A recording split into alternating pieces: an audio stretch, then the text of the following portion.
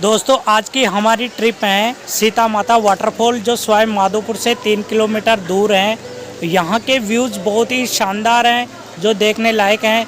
यहाँ बारिश के दिनों में वाटरफॉल गिरता है, जहाँ पर लोग बहुत दूर दूर से आते हैं और बहुत ही शानदार यहाँ के व्यूज़ हैं। इसका एंजॉय आप इस वीडियो में कर सकते हैं। लगातार इस वीडियो में वाटरफॉल को एंजॉय कर सकते हैं और आप हमारे इस वीडियो को लगातार देखते रहिए। किस प्रकार हमने भी यहाँ पर वाटरफॉल का एंजॉय किया है वो आप इस वीडियो में देख पाएंगे, तो लगातार देखते रहिए।